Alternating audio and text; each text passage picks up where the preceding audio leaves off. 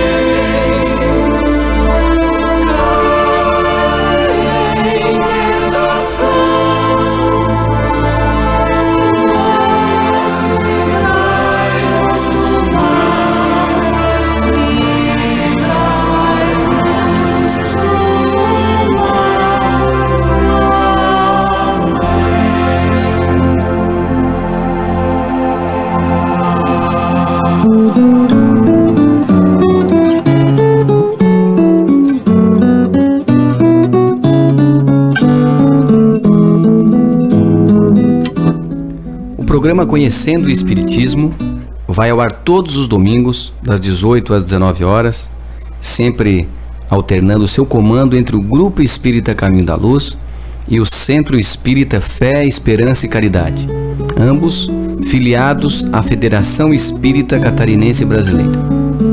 O programa de hoje está a cargo do Grupo Espírita A Caminho da Luz.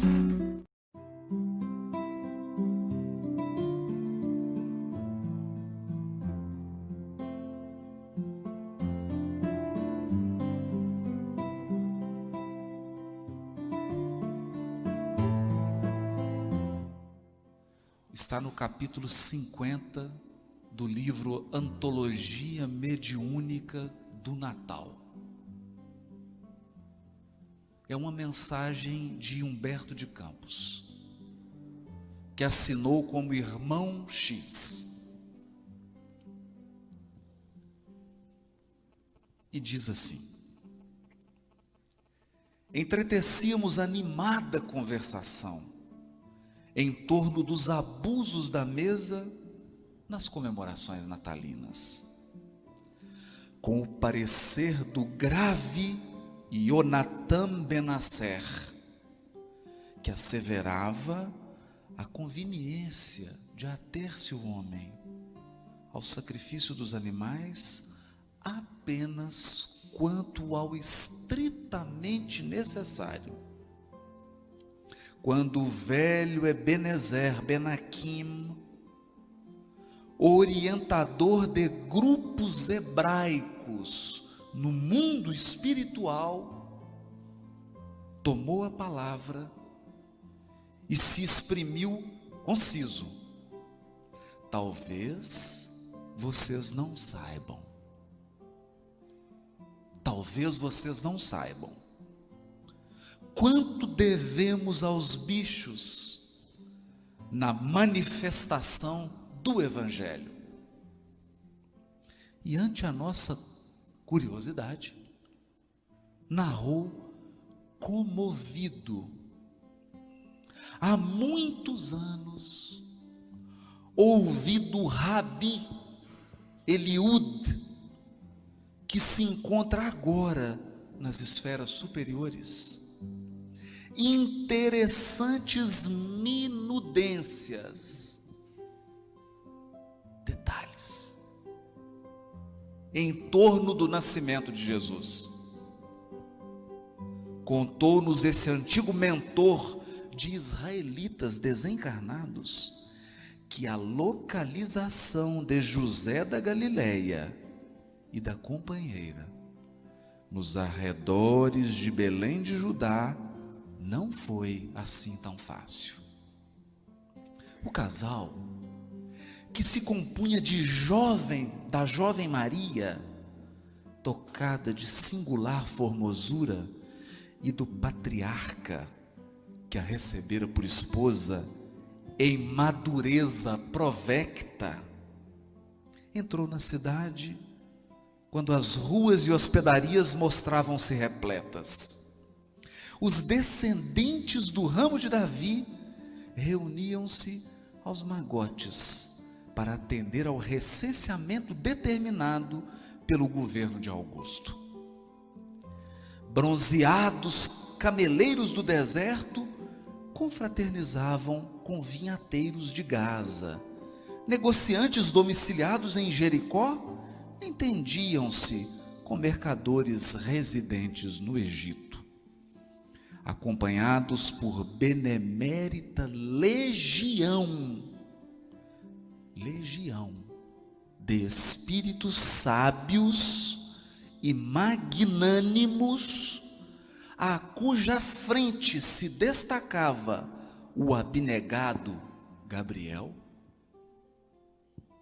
que anunciara a Maria a vinda do Senhor, José e a consorte bateram primeiramente as portas da estalagem de Abias, filho de Sadoc, que para logo os rechaçou com a negativa. Entretanto, pousando os olhos malevolentes na jovem desposada, ensaiou graçola irreverente, o que fez que José, apreensivo, apressasse o passo para diante. Recorreram aos préstimos de Jorão, usurário, que alugava cômodos a forasteiros. O ricaço considerou de imediato a impossibilidade de acolhê-los, mas, ao examinar a beleza da moça nazarena, chamou-a à parte o enrugado carpinteiro e indagou se a menina era filha de escravos, que se pudesse obter a preço amoedado. José, mais aflito ainda, demandou para frente, para esbarrar na pensão de Jacó, filho de Josias, antigo estalajadeiro, que declarou impraticável o alojamento dos viajantes. No entanto, ao fixar-se na recém-chegada, perguntou desabridamente como é que um varão assim velho tinha a coragem de exibir uma jovem daquela raridade na praça pública. Deprimido, o ancião diligenciou alcançar pousada próxima. Contudo, as invectivas de Jacó atraíram curiosos e vadios que cercaram o casal, crivando-o de injúrias. Os recém-vindos de Nazaré, vendo-se alvos de chufas e zombarias, tropeçavam, humilhados. Gabriel O anjo Gabriel, no entanto, recorreu à prece, rogando o amparo divino, e diversos emissários do céu se manifestaram em nome de Deus, deliberando a única segurança para o nascimento de Jesus se achava no estábulo, pelo que conduziram José e Maria para a casa rústica dos carneiros e dos bois. Ebenezer, a seguir, comentou bem-humorado: não fossem os anfitriões da estrebaria e talvez a boa nova tivesse seu aparecimento na terra retardado, adiado.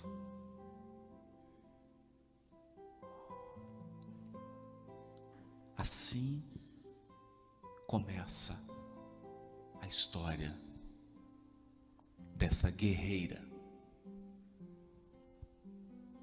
dessa heroína, dessa lutadora que jamais empunhou qualquer arma, dessa guerreira que nunca agrediu ninguém, mas que aceitou o maior desafio desse planeta: receber no próprio ventre o governador espiritual da terra.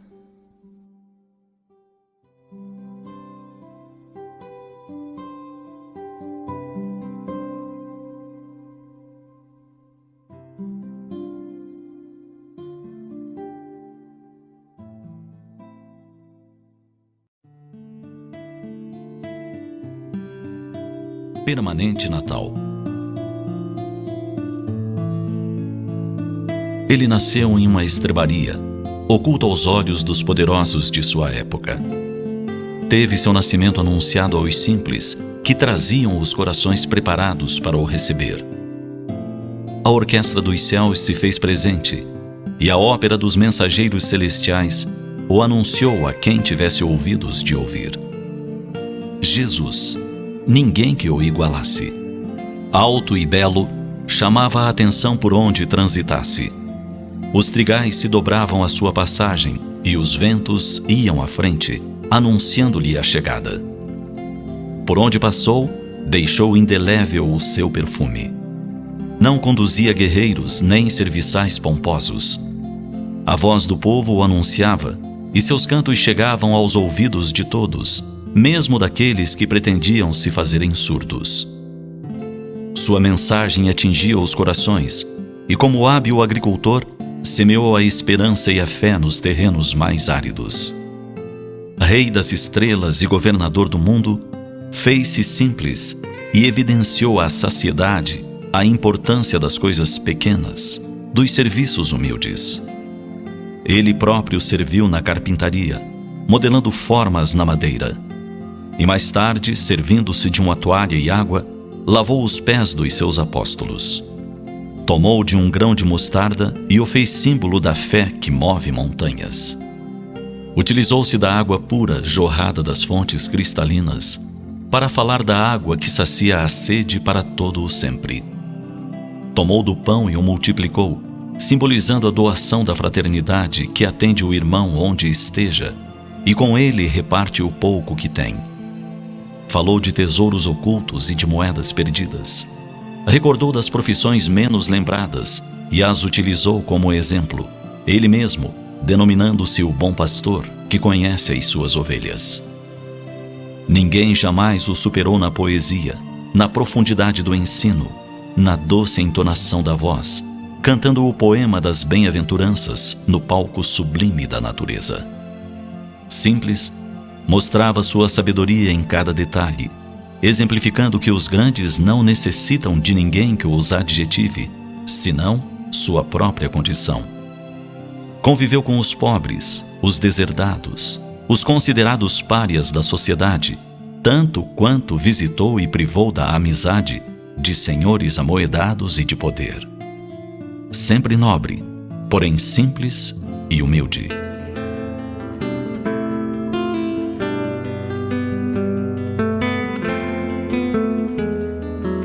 Agora que o Natal canta alegrias aos corações mais do que nunca, se pode ouvir-lhe a voz doce, convidando ao amor.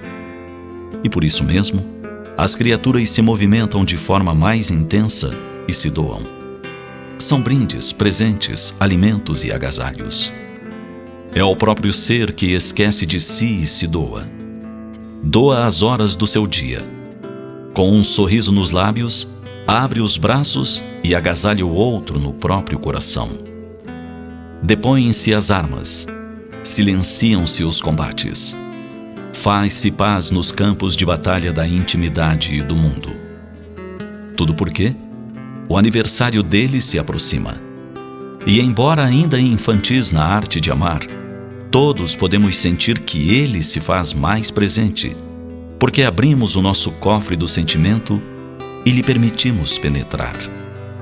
São dias de felicidade os que vivemos no Natal, tudo em nome de um homem e de sua mensagem.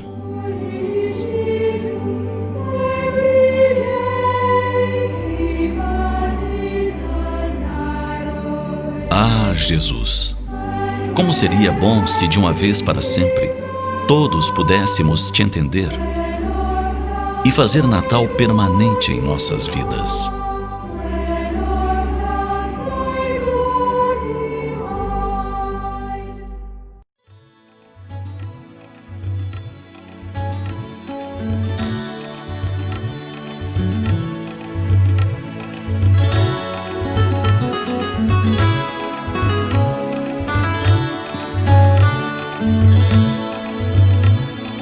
O som do teu amor me faz canção, dança suave luz em mim, em nós.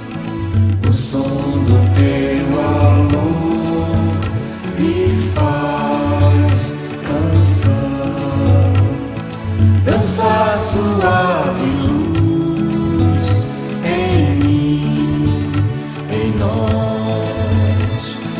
O som do teu amor me faz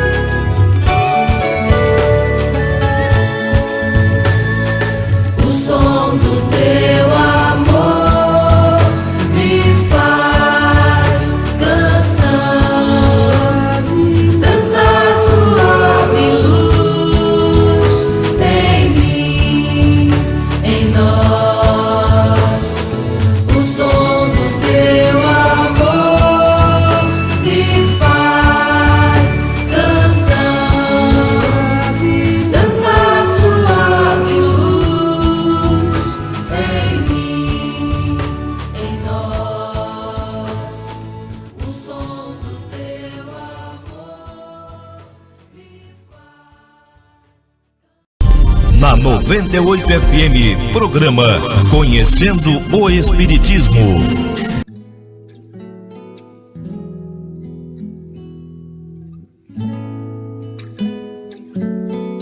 Bendita sois vós entre as mulheres. Então pensei assim, quais mulheres? Maria representa o ápice do feminino no Evangelho e em toda a Bíblia. Ela é o cume da experiência feminina na Terra.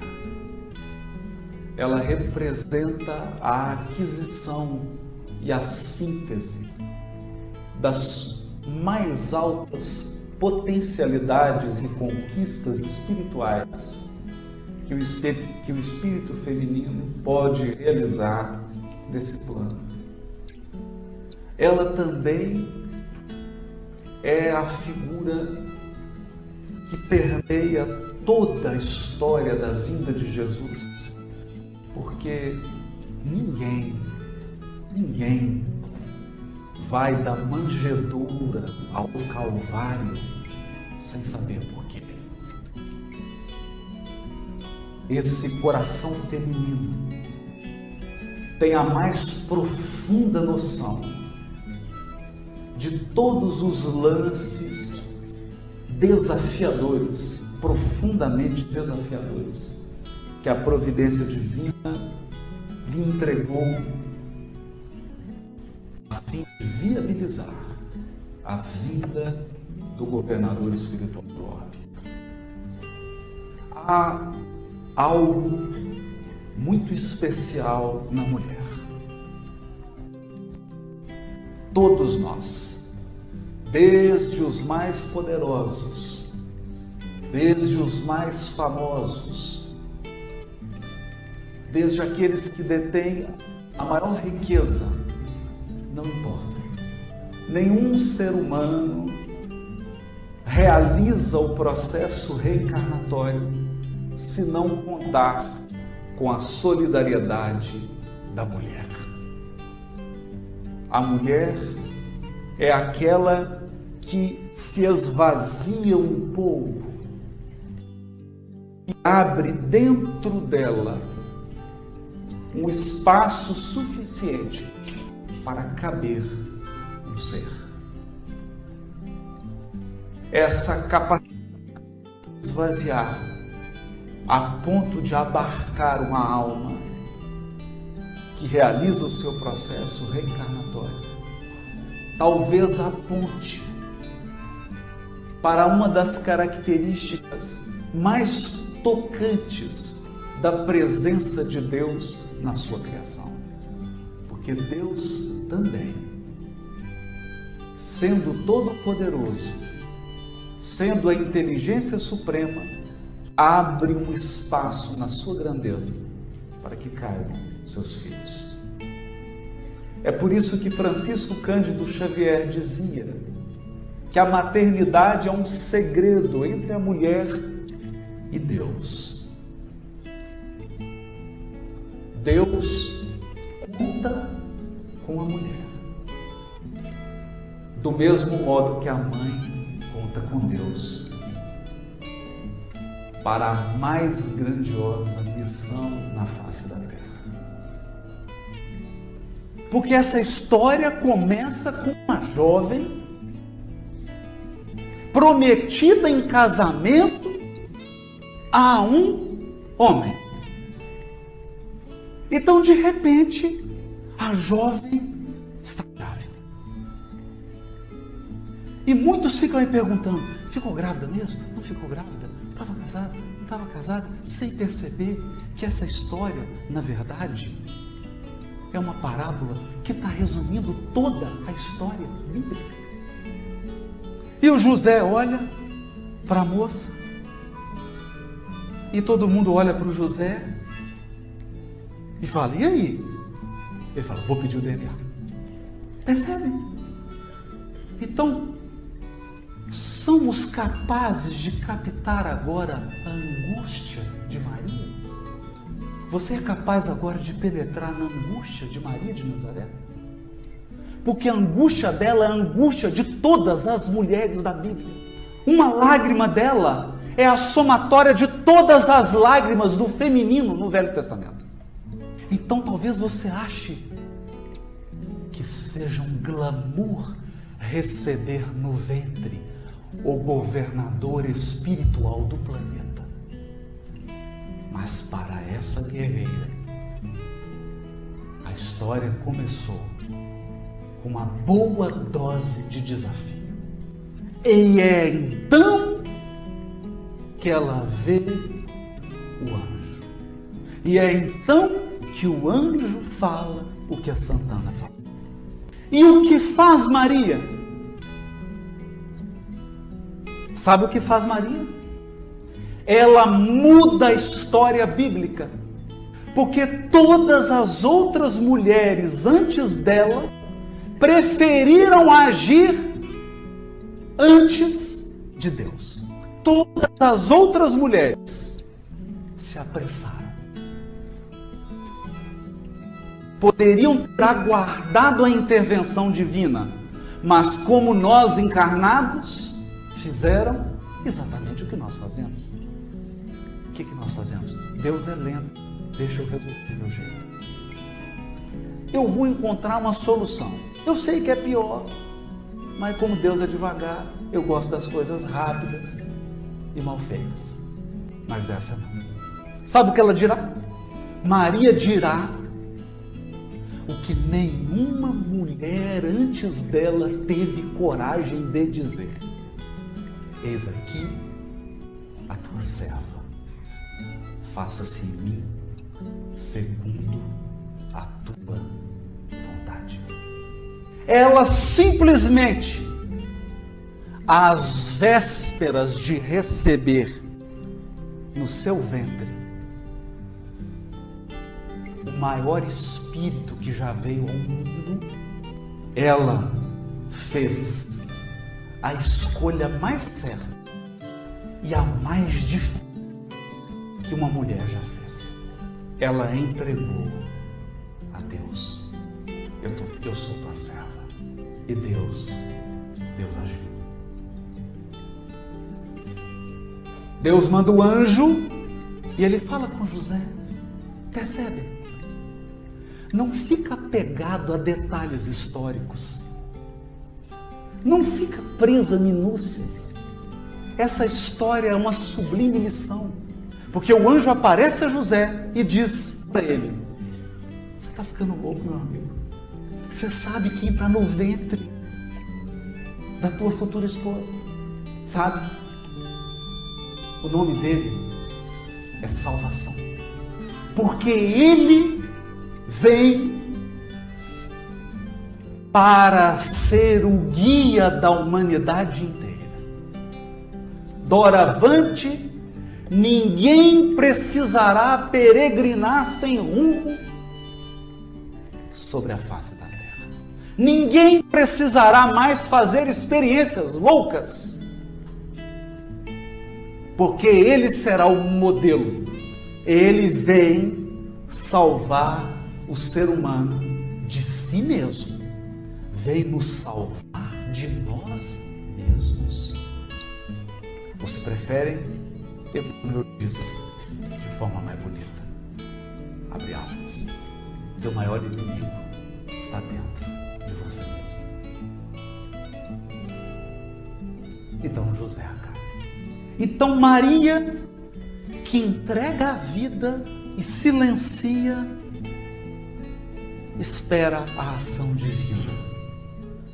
E talvez você esteja imaginando uma ação divina que vem e a arrebata de todos os problemas. Não. Ela precisa sair da sua terra.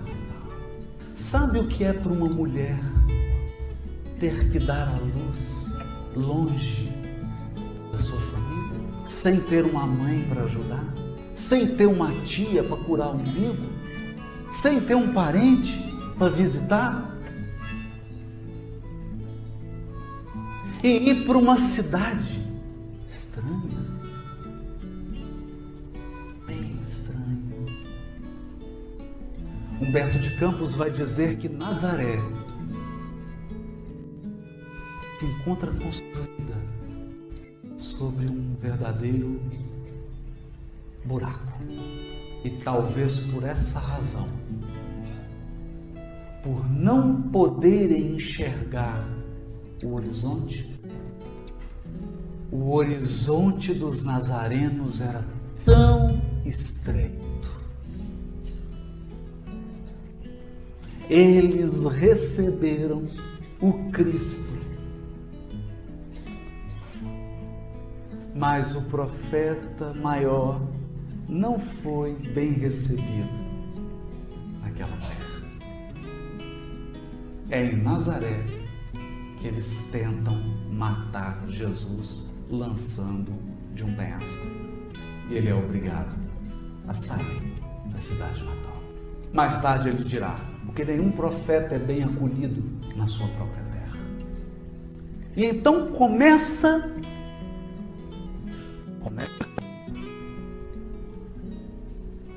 a vida não mais da mulher Maria,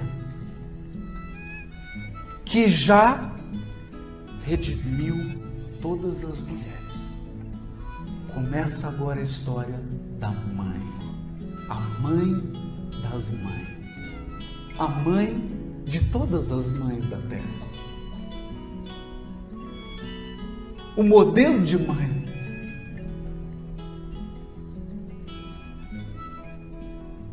E logo ela percebe naquela criaturinha algumas coisas estranhas.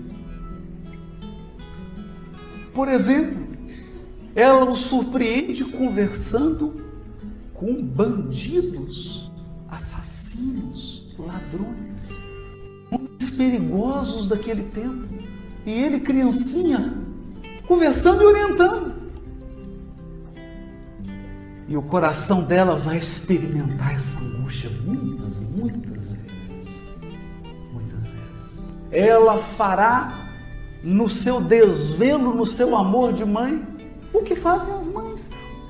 Maria também vai procurar os benefícios no templo. Quando se impressiona com o jovem Jesus dialogando com as mais altas inteligências religiosas do seu tempo. Entra humildemente em casa e pede humildemente ao seu pai José que o acolha, que o receba na humilde carpintaria familiar. Dali ele somente sairá para a sua primeira aparição nas bodas de Caná. E quem está lá? E então muda tudo. De uma hora para outra, as mãos do seu filho. Porque você fala Jesus, Senhor. Maria fala, meu filhinho. Porque ela o amamentou. Ela o ensinou a caminhar. E ela verá as mãos do filhinho curando leprosos. Ela verá seu filho, ou ouvirá notícias de que ele caminhou sobre as águas do lago de Genezaré. Ela saberá que ele multiplicou pães, que ele curou cegos de nascença. Então talvez essa seja a única ocasião em que Maria tenha respirado aliviada e dito assim, valeu a pena. Valeu a pena. Todas as minhas angústias, toda a minha insegurança, ter entregado a minha vida nas mãos de Deus como uma serva.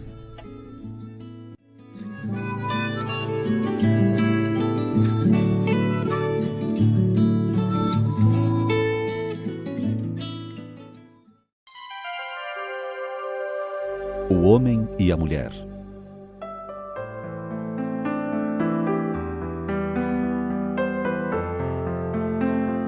São iguais perante Deus o homem e a mulher e têm os mesmos direitos?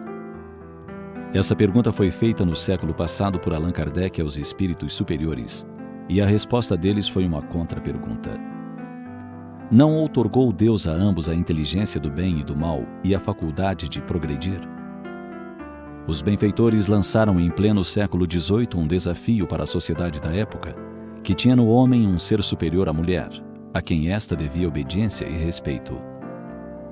É incontestável que homens e mulheres têm os mesmos direitos, com variações apenas quanto às funções que cabe a cada um junto à sociedade. Sobre essa questão, Kardec perguntou aos espíritos: as funções a que a mulher é destinada pela natureza terão importância tão grande quanto as deferidas ao homem? Eis a resposta: sim, maior até. É ela quem lhe dá as primeiras noções de vida. Nessa afirmativa dos benfeitores, fica claro que a maternidade é uma das funções que cabe à mulher, bem como as primeiras noções de educação. Victor Hugo, poeta e romancista francês que viveu no século passado, escreveu uma belíssima página sobre o homem e a mulher, que vai aqui reproduzida.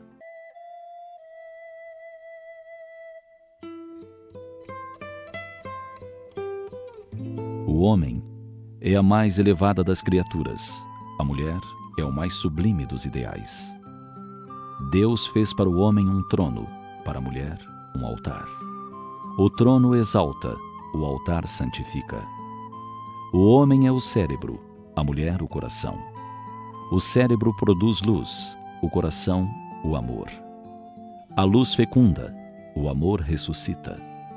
O homem é o gênio, a mulher o anjo.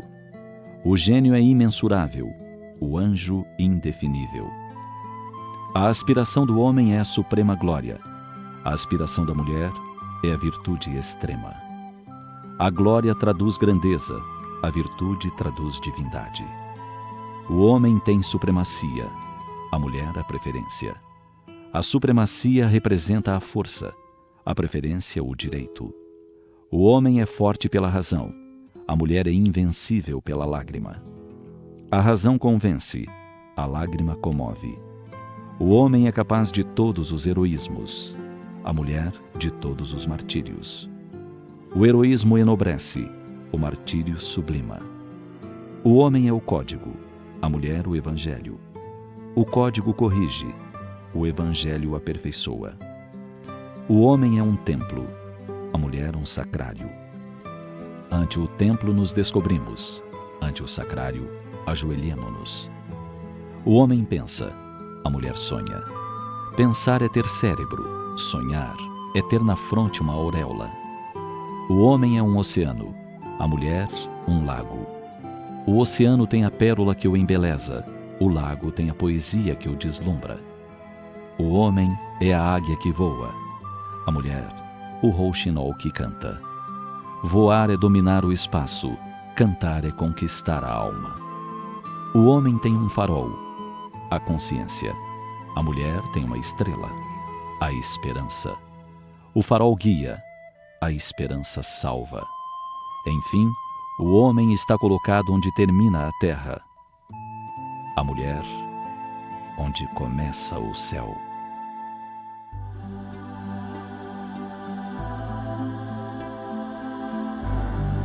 O homem é assim como o pássaro, muitas vezes obrigado a enfrentar a tempestade fora do ninho, para que o ninho desfrute alegria e abastança.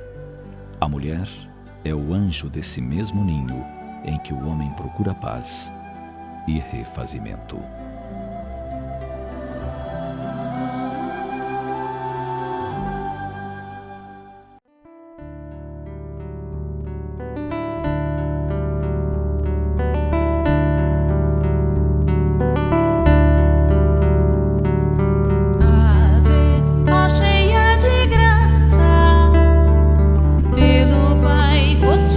Escolhida,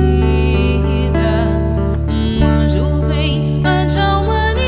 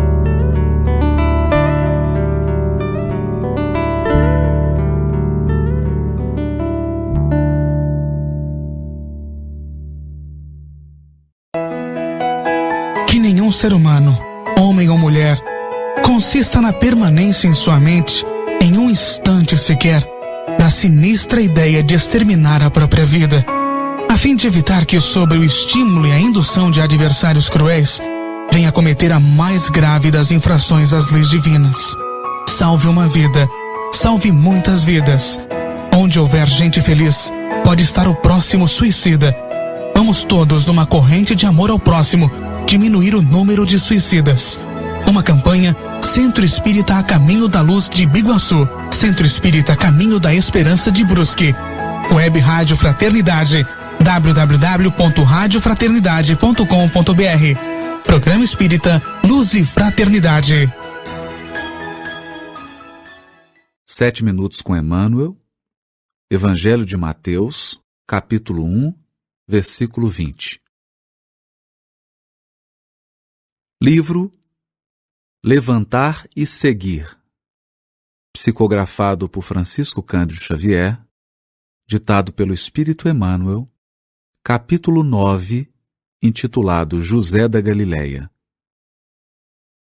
E projetando ele isto, eis que em sonho lhe apareceu um anjo do Senhor, dizendo: José, filho de Davi, não temas receber a Maria. Mateus, capítulo 1, versículo 20. Comenta o benfeitor.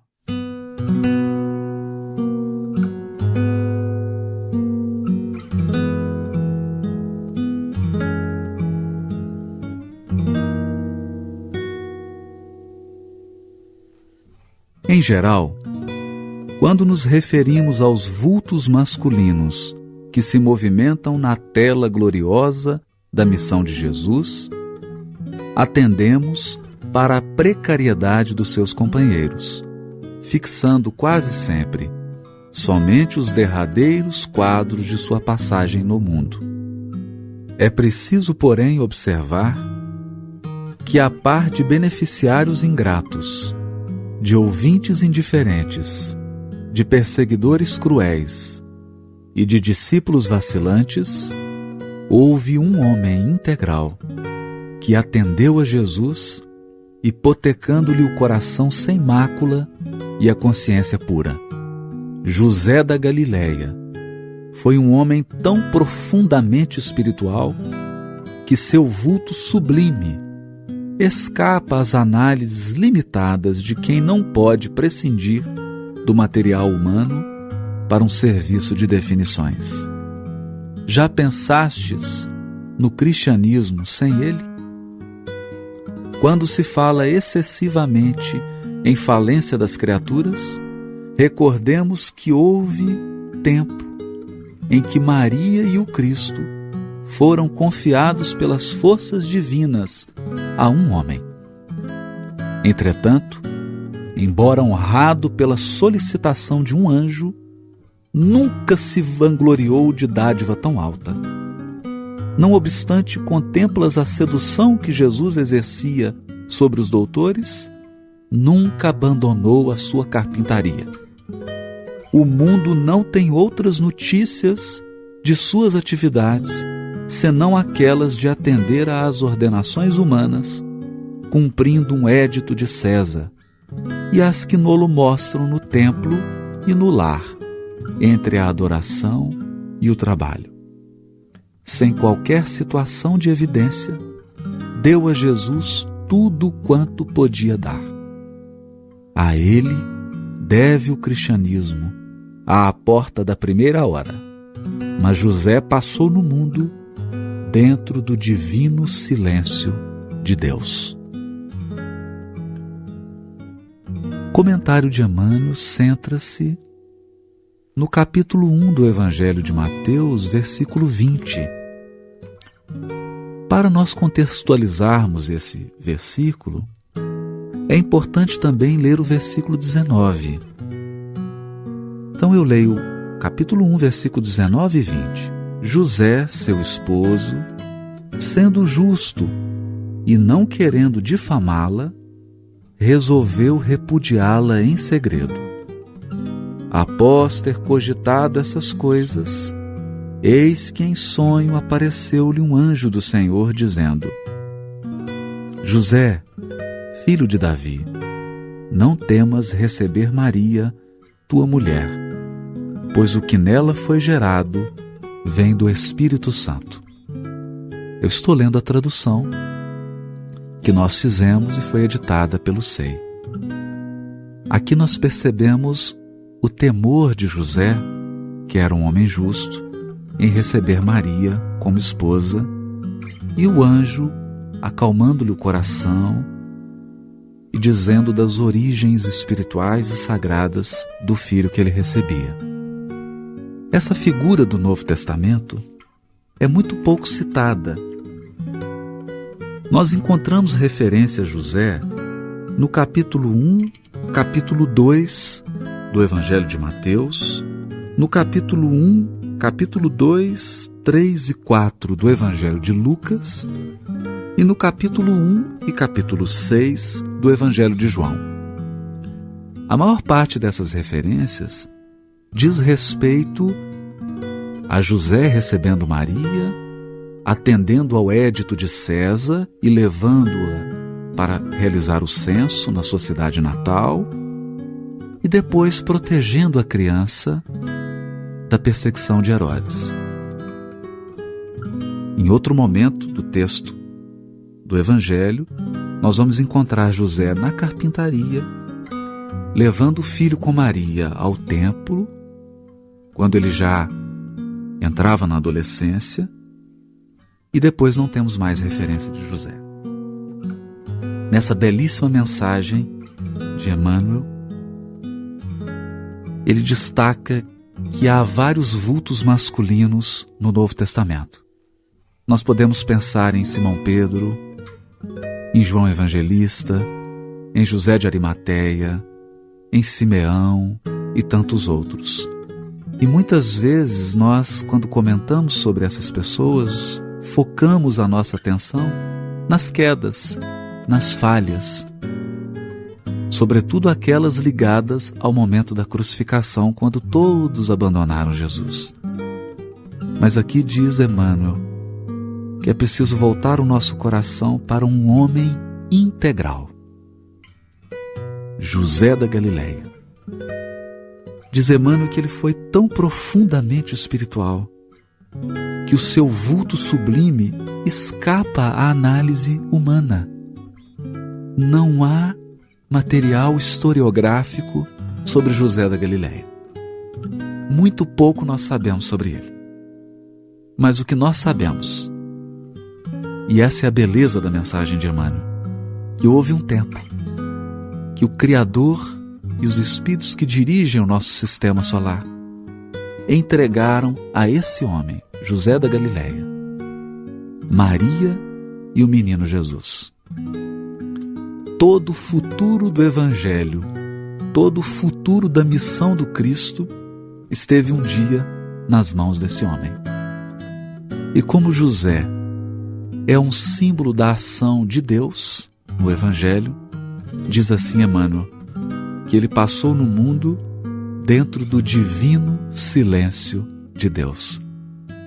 Porque Deus age em silêncio, sempre se oculta, nunca aparece, nunca se destaca. Diz Humberto de Campos que Deus não concorre com a vaidade das criaturas humanas. E assim foi José, esse homem sem história detalhada, sem historiografia abundante, mas de ação genuinamente espiritual. Jamais abandonou a carpintaria, jamais abandonou o lar, e foi aquele primeiro esteio, aquela primeira base na qual Jesus pôde confiar para erguer o seu imortal Evangelho. Esse é um homem integral, é um homem absolutamente evangelizado e em comunhão com Deus e com o próprio Cristo. José da Galileia.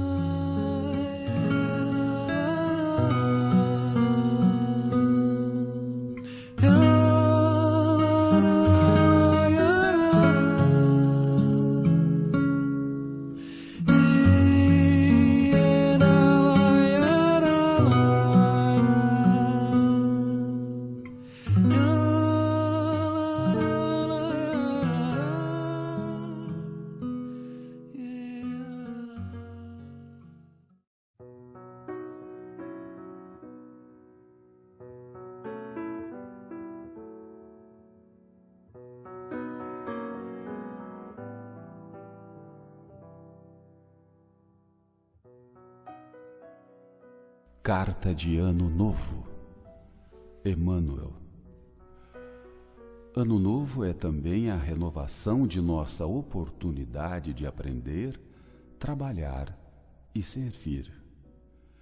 O tempo como paternal amigo, como que se reencarna no corpo do calendário, descerrando-nos horizontes mais claros para a necessária ascensão. Lembra-te de que o ano em retorno é novo dia a convocar-te para a execução de velhas promessas que ainda não tiveste a coragem de cumprir. Se tens algum inimigo, faze das horas renascer-te o caminho da reconciliação. Se foste ofendido, perdoa, a fim de que o amor te clareie a estrada para a frente. Se descansaste em demasia, volve ao arado de tuas obrigações e planta o bem com destemor para a colheita do porvir. Se a tristeza te requisita, esquece-a e procura a alegria serena da consciência feliz no dever bem cumprido. Novo ano, novo dia. Sorri para os que te feriram e busca a harmonia com aqueles que te não entenderam até agora. Recorda que há mais ignorância que maldade em torno de teu destino. Não maldigas, nem condenes. Auxilia a acender alguma luz para quem passa ao teu lado na inquietude da escuridão. Não te desanimes, nem te desconsoles. Cultiva o bom ânimo com os que te visitam dominados pelo frio do desencanto ou da indiferença. Não te esqueças de que Jesus jamais se desespera conosco e, como que oculto ao nosso lado, paciente e bondoso, repete-nos de hora a hora: ama e auxilia sempre, ajuda os outros, amparando a ti mesmo, porque se o dia volta amanhã, eu estou contigo, esperando pela doce alegria da porta aberta de teu coração. Do livro Vida e Caminho, psicografia de Chico Xavier.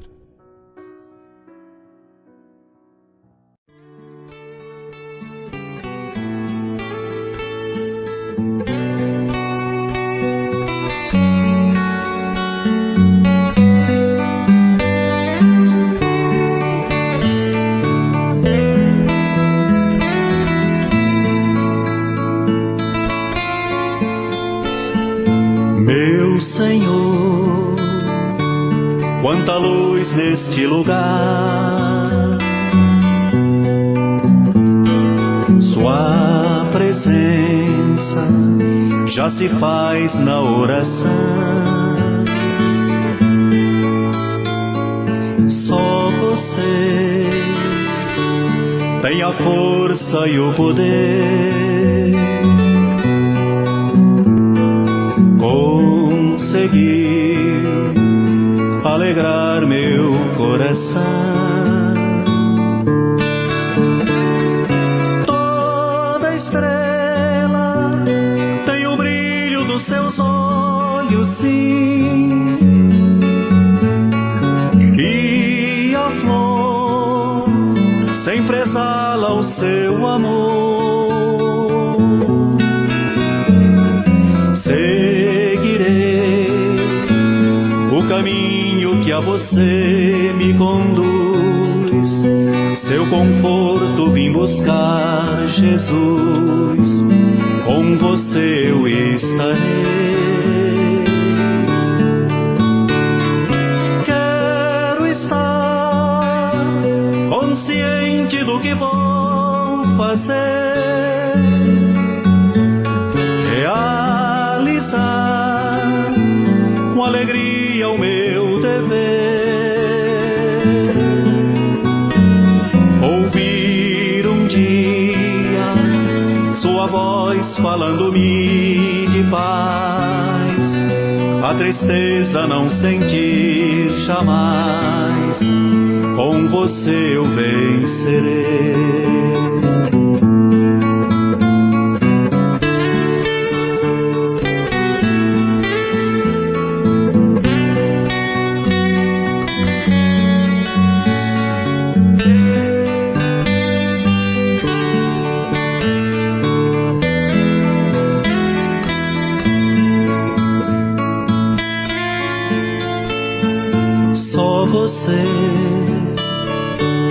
Tem a força e o poder,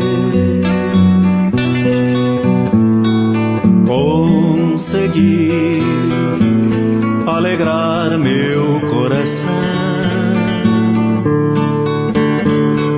Toda estrela tem o brilho dos seus olhos, sim, e a flor sempre exala o seu amor.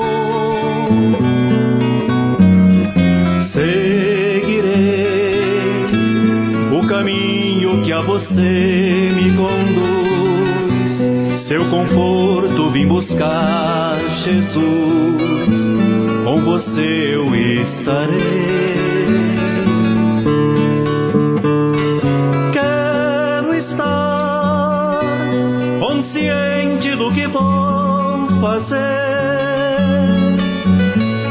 realizar com alegria o meu dever. Ouvir um dia sua voz falando-me de paz, a tristeza não sentir jamais, com você eu vencerei. Com você eu vencerei. Com você eu vencerei. Com você eu vencerei.